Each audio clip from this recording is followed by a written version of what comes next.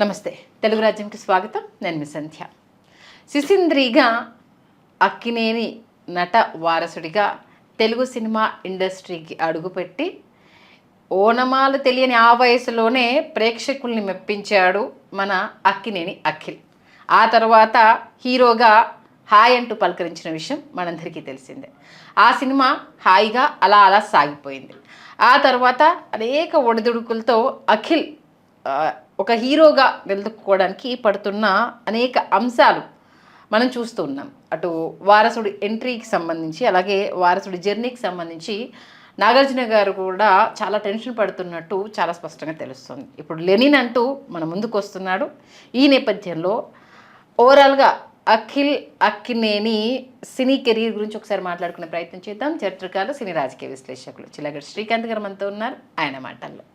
శ్రీకాంత్ గారు నమస్తే. నమస్కారం అండి. మాటలు తెలియని పస్తనంలోనే తన ఎక్స్ప్రెషన్స్తో, హావభావాలతో, లుక్స్తో ఎంత అలరించాడు సిసింద్రి అనేది ఆ టైంలో అది ఎంత పెద్ద బ్లాక్ బస్టరో మనందరికీ తెలిసిందే.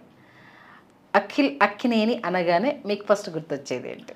సిసింద్రియే గుర్తొస్తుంది సహజంగా. ఎందుకంటే అది వసివాడని పరిమళం ఆ సినిమా. ఎందుకంటే బేబీస్ డే అవుట్, దాని శివనాగేశ్వరరావు గారు మలిచిన తీరు, మరుధుర్ రాజా గారి సంభాషణలు, ఇవన్నీ కూడా సినిమాని వేరే లెవెల్కి తీసుకెళ్ళాయి.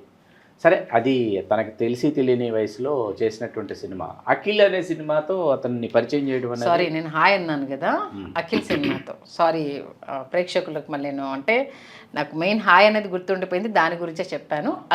అఖిలేని గారి ఫస్ట్ సినిమా అఖిల్. అలా మీకేంటంటే అఖిల్ సినిమాతో అఖిల్ అనే టైటిల్తో ఇంట్రడ్యూస్ చేయడం అనేది ఒక భావదారిద్ర్యం అని అనుకోవాలి. అంటే మీకు దగ్గర విషయం లేనప్పుడు ఏంటంటే ఆ పేరుతో ఇంట్రడ్యూస్ చేయడం, అతని పేరుతోనే సినిమా తీయడం అనేది అక్కడ విషయం లేదన్న విషయం అర్థమైపోతుంది. అక్కడ దాన్ని ఏం చెప్పి ఒప్పించారు, తర్వాత అవుట్పుట్ ఏమొచ్చింది అనేటప్పటికీ నిరాశాజనకమైన ఫలితం ఇచ్చింది. హాయ్ చాలా మంచి సినిమా అండి. వాస్తవం హాయ్ చాలా మంచి సినిమా. మోస్ట్ ఎలిజిబుల్ బ్యాచులర్ కూడా చాలా మంచి సినిమా. బొమ్మరిల్లి భాస్కర్ గారు కొంతకాలం ఆయన గ్యాప్ తీసుకుని చేసినటువంటి సినిమా చాలా అద్భుతంగా చేశారు. ఇవాళకి తెలియకుండా చూసేటటువంటి సినిమాల్లో ఆ సినిమా ఒకటి. హాయ్ ఒకటి, మోస్ట్ ఎలిజిబుల్ బ్యాచ్. అఖిల్ సినిమాలో మోస్ట్ ఎలిజిబుల్ బ్యాచ్ రెండు అలా వెళ్ళిపోతూ ఉంటుంది. చాలా మంచి సినిమా. ప్రయత్న లోపం కానీ లేకపోతే ఆర్టిస్టుల లోపం కానీ ఎక్కడ ఏది కనిపించదు. సినిమా చాలా బాగుంటుంది. దాన్ని మనం ఫ్లాప్ అని చెప్పో లేకపోతే యావరేజ్ అని చెప్పి కొట్టిపారేయడానికి వీళ్ళని సినిమా చాలా మంచి సినిమా. మీకు ఆ తర్వాత మనకి కోవిడ్ రావటము ఇత్యాది ఇవన్నీ కూడా ఏంటంటే ఆ తర్వాత అతను ఏం నిర్ణయం తీసుకుంటాడు, ఏం చేస్తాడు అనే దాని పట్ల ఎవరికి ఏ విధమైనటువంటి ఇది లేకపోవడం.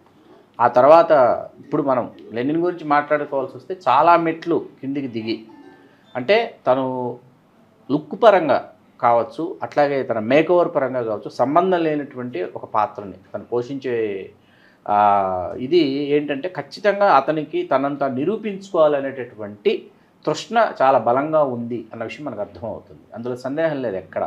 కాకపోతే అడుగులు తడబడ్డాయి సరైన కథ ఎంపిక చేసుకోవటంలో. అంటే మీకు అంత క్రితం మీకు నాగచైతన్య గారు చేసిన సినిమాలు కొన్ని తీసుకుంటే ఏమవుతుందంటే, నాగచైతన్య గారికి కొంచెం చెప్పుకోదగ్గ సినిమాలు, అట్లాగే చెప్పుకోదగ్గ పాత్రలు 100% లవ్ లాంటి పవర్ఫుల్ సినిమా కావచ్చు, ఈ మధ్యకాలంలో తండేలు కావచ్చు, మధ్యలో బంగారాజులో అతను చేసినటువంటి పాత్ర కావచ్చు, అంత క్రితం రారండో వేడుకు చూద్దాం కావచ్చు, ఇట్లా నాగచైతన్యకి చెప్పుకోదగ్గ సినిమాలు, చెప్పుకోదగ్గ విజయాలు ఉన్నాయన్నమాట. మంచి సినిమాలు ఉన్నాయి నాగచైతన్యకి. అట్లాగే ఈ మధ్య దూత ద్వారా అతను ఇంటింటికి వెబ్ సిరీస్తో దూత 2 కూడా ప్రారంభమైంది. ఇంటింటికి ప్రేక్షకులకు అతను పరిచితం అయిపోయాడు. కాబట్టి ఆ ఒత్తిడి ఉంటుంది ఖచ్చితంగా ఇంట్లోనే ఆ ఒత్తిడి ఉంటుంది. కాబట్టి ఖచ్చితంగా మనకి అఖిల్ ఈ సినిమాతో లెనిన్తో కనివినేరుగని ఘన విజయాన్ని సాధిస్తాడని మనం భావించవచ్చు, ఆశించవచ్చు, సందేహం లేదు. అంటే స్మార్ట్ లుక్ అవునన్నా కాదన్నా మహేష్ బాబు తర్వాత పాల బుగ్గలు అంటే ఎవరికైనా టక్కన గుర్తొచ్చేది అఖిల్ గారు. అబ్బాయిల్లో మిల్క్ వైట్ స్కిన్ టోన్ ఉన్నటువంటి హీరోల్లో అఖిల్. తర్వాత డాన్స్ పరంగా చూసుకుంటే ఫ్యామిలీలో ది బెస్ట్ డాన్సర్. ఈ సినిమాలోకి వచ్చేసరికి ఆయన కంప్లీట్ రాయలసీమ బ్యాక్డ్రాప్ జరగబోతోంది. లుక్ అనేది అది డిఫరెంట్గా ట్రై చేస్తున్నారు అనేది స్పష్టంగా తెలుస్తుంది. బట్ ఇది అఖిల్కి కంపల్సరీ హిట్ కావాల్సిన టైం అనేది. స్టోరీ పరంగా ట్రైలర్ చూసినా విన్నా మీకేమనిపించింది? చాలా ఆసక్తికరంగా అనిపించింది. సినిమాకు వెళ్ళాలి, సినిమా చూడాలి అనేటటువంటి ఆసక్తి అయితే కలిగి ఖచ్చితంగా ఈసారి మాత్రం అక్కినేని అభిమానుల్ని అఖిల్ ఖచ్చితంగా అలరించబోతున్నాడు. వాళ్ళు ఎదురు చూడటమే తరువాయి. ఎందుకంటే ఇండస్ట్రీలో మంచి మంచి పరిచయాలు అందరితో కూడా తను కలిసిపోయిన, అంటే నాగ చైతన్య కొంచెం రిజర్వ్గా ఉంటారు, అఖిల్ చాలా సందడిగా ఇటు రానా గారితో ఫ్రెండ్షిప్ ఉంటుంది, చరణ్ గారితో ఫ్రెండ్షిప్ ఉంటుంది, ఎన్టీఆర్ గారితో ఫ్రెండ్షిప్ ఉంటుంది.